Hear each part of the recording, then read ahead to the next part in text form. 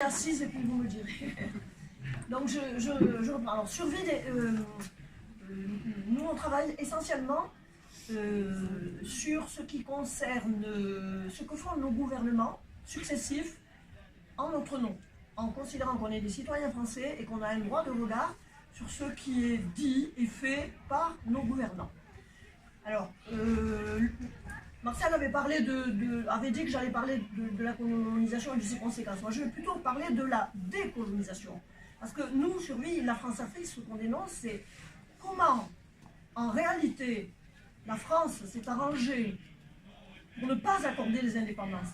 De fait, elle les a accordées parce que les populations devenaient rebelles et que de rébellion en rébellion et la dernière, la guerre d'Algérie, ayant prouvé, démontré à quel point c'était compliqué et difficile.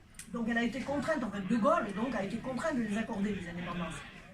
Mais en mettant en place un mécanisme que nous appelons la France-Afrique, c'est-à-dire avec des accords officiels, qui sont des accords de coopération, militaire, économique, dans l'éducation, pour pouvoir garder un lien, soi-disant, dans la transition et pour accompagner ces pays-là, mais en réalité avec des moyens occultes qui permettaient de ne pas leur accorder cette indépendance. C'est-à-dire de rester maître essentiellement des richesses, parce que c'était des pays très riches. D'ailleurs, les pays qui ne sont pas riches de cela, on les a laissés de côté.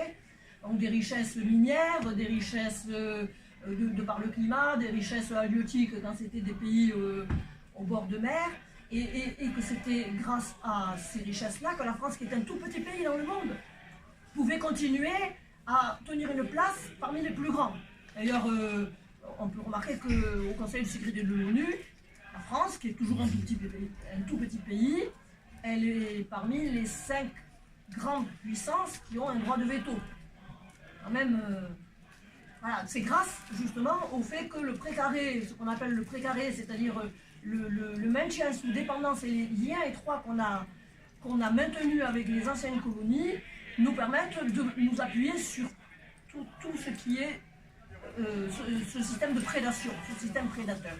Alors, donc les systèmes les accords de coopération officiels, ça on les connaît, hein, à l'heure actuelle, les accords de coopération, par exemple dans l'administration, la formation des cadres, et le fait qu'on a des membres de ces colonies que nous formons ici en France, et qui ensuite sont renvoyés comme cadres dans leur pays et qui sont étroitement dépendants de l'éducation qu'on leur a donnée et des liens qu'on continue à entretenir.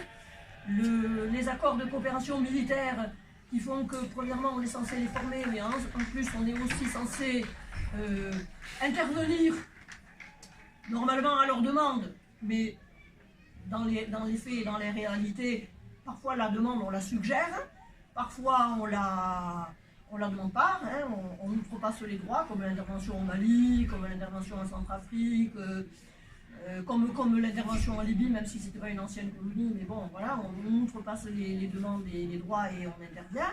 Et tout cela dans le but de maintenir toujours sous dépendance et de pouvoir toujours protéger tout ce qui est de l'ordre les richesses économiques. Celles qui nous permettent à nous de pouvoir continuer à exploiter tout ce qui, dans ces pays, qui sont des pays riches, en plus, qui ne sont pas des pays pauvres, qui ne sont pas des pays sous-développés au sens propre du terme, puisque ce sont des pays qui détiennent des richesses minières et des richesses de par le climat, de par l'agriculture et de par la pêche, les ressources halieutiques, mais que grâce à ces richesses-là, que nous accaparons, hein, c'est un système de prédation, donc avec des accords économiques occultes, notamment au moment de la coopération et au moment des indépendances qu'on a octroyées. La France s'était réservé la priorité sur l'exploitation des ressources minières. Et les pays, anciennes colonies qui étaient devenus soi-disant indépendants, devaient toujours demander la permission à la France si ils voulaient signer des accords avec d'autres entreprises que celles qui étaient agréées par la France. Alors, ça a un peu changé.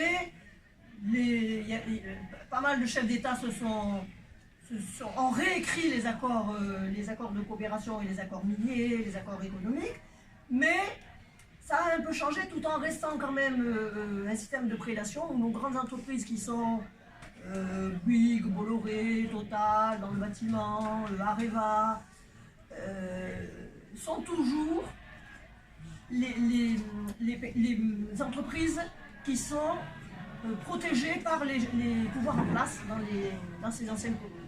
C'est elles qui détiennent la priorité. Alors même si elles sont concurrencées par les entreprises étrangères, et notamment les entreprises chinoises, en réalité, effectivement, elles ont peut-être quelques marchés qui leur échappent, hein, on va dire vraiment quelques marchés, mais en réalité, leur chiffre d'affaires continue à croître et on continue à piller les ressources et l'économie de ces pays.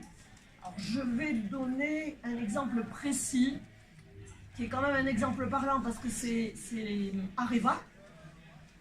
Alors c'est parlant à plus d'un titre. C'est parlant parce que d'abord Areva, c'est quand même une entreprise dans laquelle la France continue à détenir la majorité des actions, puisqu'on a entre 70 et 80% des actions, donc c'est quand même, on a un rôle à jouer, on est majoritaire, mais c'est aussi quelque chose qui est significatif parce que c'est l'engagement qu'a pris la France à un moment pour sa soi-disant indépendance énergétique. Alors on est soi-disant indépendant énergétiquement, sauf que c'est quand même 70% de notre électricité qui vient de nos centrales nucléaires. Et que 70 à 80% de l'uranium dont on a besoin vient du Niger. Les ressources en uranium dans le Niger, elles étaient connues bien avant les indépendances, bien avant. Donc on s'est arrangé pour continuer à mettre en place un système qui nous permette à nous d'avoir été pendant longtemps, pendant 50 ans, l'exploitant exclusif, et maintenant quand même de continuer à détenir les plus grosses mines d'uranium dans la région d'Arlit au Niger. Alors, petite parenthèse, l'intervention au Mali, qui était soi-disant une intervention pour se battre contre les terroristes et pour protéger les femmes qui se faisaient massacrer ou violer au Mali, elle était étroitement liée aux mines d'uranium qui sont au nord du Niger et qui étaient tout près de la frontière du Mali. Donc il fallait bien éviter que cette exploitation soit remise en question et qu'elle nous échappe. Alors Areva au Niger, c'est plus que ça, c'est plus que l'uranium qui nous revient et qui nous permet de faire fonctionner nos centrales et qui nous permet d'avoir 70% de notre électricité en France. C'est plus que ça, parce que dans le pays même, c'est un système de prédation où tout le système qui accompagne l'exploitation de l'uranium, comme par exemple le transport de ce yellow cake, comme par exemple la main-d'œuvre, comme par exemple le soin des maladies, tout ça, c'est organisé de telle manière que même quand il y a des filiales qui se mettent en place dans le pays pour obtenir des marchés de transport, des marchés d'avions, des marchés de bâtiments, de BTP, tout ça, chaque fois, les offres, les marchés sont emportés par des filiales de Areva. Donc, de toutes les manières possibles, même quand sur place, il y a des velléités de vouloir pouvoir survivre, subvenir à ses besoins dans le pays, les marchés sont accaparés et les petites filiales qui sont là, qui ont été mises en place par Areva, ben, l'argent dont les bénéfices qu'elles font reviennent à la France, reviennent à Areva et reviennent chez nous. Quand elles ne partent pas dans les paradis fiscaux, quand ce sont d'autres grandes entreprises. Marcel, je suis comme toi, on n'a pas pris d'eau, mais on a du mal à parler au bout d'un moment. Et concernant l'exploitation de l'uranium au Niger, en plus, c'est pas qu'il n'y a aucune protection. Alors, je parle de l'uranium et de l'Areva, mais c'est pareil. C'est pareil quand c'est le pétrole, c'est pareil quand c'est le charbon, c'est pareil quand c'est l'or, quand c'est autre chose dans d'autres pays. C'est vraiment représentatif de ce qui se passe. On ne prend aucune précaution environnementale et encore moins de précautions concernant les humains. Donc, ils n'ont pas d'équipement spécial pour aller dans les mines d'uranium. Les déchets radioactifs sont stockés à l'air libre. Maintenant, dans un endroit qui est censé être le Sahara et quasiment plat, on a des montagnes de stériles radioactifs, mais de vraies montagnes exposées à l'air. Hein, c'est un pays où il y a du vent. Donc cette radioactivité Elle est diffusée dans les environs. Merci beaucoup. Merci.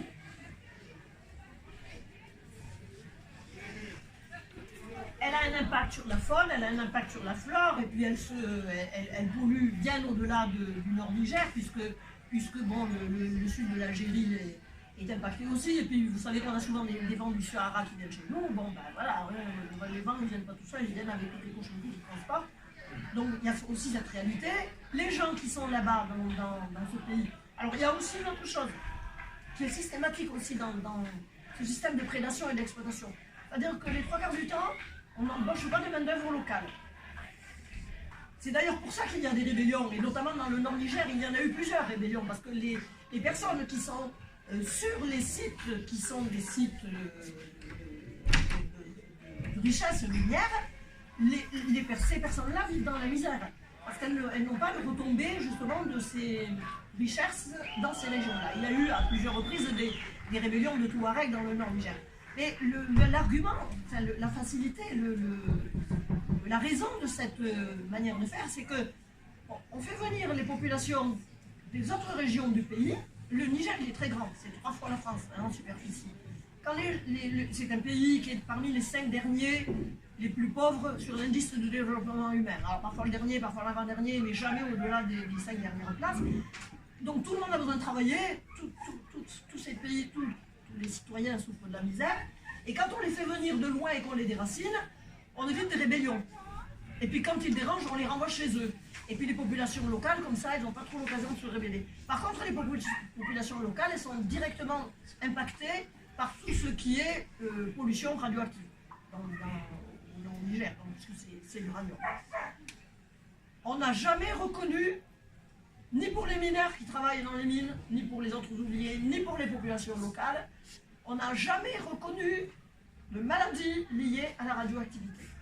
Quand les gens tombent malades, et maintenant de plus en plus, quand les femmes font des fausses couches parce que les bébés sont mal formés, ou quand des bébés naissent mal formés, on invoque toutes sortes d'arguments. Alors s'ils sont malades et qui toussent ou autres, ce sont des bronchites chroniques. Quand ils sont très gravement malades, ça peut être le sida, ça peut être des pneumologies, ça peut être diverses causes, mais jamais la radioactivité. Et on fait en sorte, quand ils travaillent, donc ils viennent des régions extérieures à l'endroit où sont situées les mines, on fait en sorte d'avoir des contrats qui ne durent pas longtemps, pour les renvoyer au bout de 2-3 ans dans leur pays d'origine, dans leur région d'origine, dans leur ville d'origine, parce que les maladies liées à la radioactivité, ben, elles ne se déclarent jamais tout de suite, c'est longtemps après, et donc, comme ça, c'est très, très compliqué de trouver un lien de cause à effet. Voilà le système, voilà l'exemple même de système de la prédation de la France, et de la manière dont elle maintient, dont elle continue à exploiter les richesses et à spolier en permanence les pays qui étaient ses anciennes colonies. Alors, par quels moyens elle le fait? Par ces moyens qu'on a dit occultes au début, par exemple, le soutien aux dictateurs qui sont les chefs d'État. Et quand ils sont en danger, on envoie l'armée, on intervient pour les maintenir en place. Et quand vraiment le peuple se rebelle, comme on a pu voir cette rébellion et cette révolte au Burkina récemment, eh bien on exfiltre le chef d'État qu'on a protégé depuis longtemps. Et puis après, on peut mettre aussi des chefs d'État dictateurs et sanguinaires et qui affament leur population. On peut les mettre à la tête de ces opérations militaires, comme on a vu pour Idriss Déby, voilà, qui a été remis en odeur de sainteté parce qu'on lui a confié la tête des armées, l'opération Barkhane. Voilà, c'est en permanence une manière de maintenir ces populations sous notre contrôle, et aussi par le fait que on est en partie membre organisateur, voire membre et organisateur, en tout cas on cautionne, on ferme les yeux sur les élections truquées de façon à ce que les personnes qu'on veut voir arriver ou maintenir à la tête de ces pays soient toujours les mêmes. Alors après je répondrai aux questions, là il y en a d'autres dans la classe, dans la salle. Tu peux, peut-être. Tu es d'accord pour organiser? Ouais. Parler raciste, c'est parler rat et parler quiste dire que l'autre est un animal, une anomalie, une maladie. Parler raciste, c'est dire aussi qu'il n'y a pas d'autre valable, il n'y a pas d'autre possible, il n'y a pas d'alternative, il n'y a qu'un seul qui dit, qu'un seul qui pense. Pas de contradiction, pas d'opposition, pas de pensée possible, puisque l'algorithme l'a dit. Le chiffre aligné comme il semble bon, à la loi du moment, celle du bon ton, la loi du plus fort, du plus malin, du plus menteur, du plus cynique, du mieux né, du plus méritant, du plus irritant. Parler raciste, c'est croire les individualistes qui vous disent en fataliste que ça coûte d'accueillir, plus cher que de retenir en prison, même quand elles ne disent pas leur nom. Ça coûte plus que d'investir à l'échelle européenne dans des entreprises qui bâtissent des camps, élèvent des murs, étendent des barbelés. Ça coûte plus que d'acheter des machines à scanner la pupille, à ficher, à stocker les données, analyser l'ADN, détecter les battements du cœur.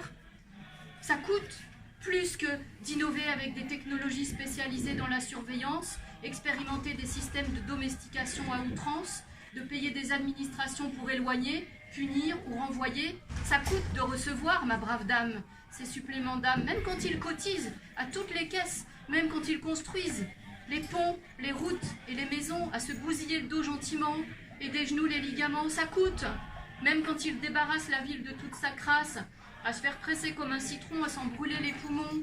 Ça coûte de ne pas dire non aux gens de là-bas, à leurs mains, leurs bras, leurs sueurs, leurs labeurs, leurs joies nouvelles à nos yeux, aux recettes de leurs aïeux, leurs idées bonnes, leurs mots comme ils sonnent, les fruits de leurs réflexions, à leur couleur, pas du tout à la mode de chez nous. Ça coûte d'éduquer des enfants pour que l'avenir soit plus avenant. Ça coûte, paraît-il.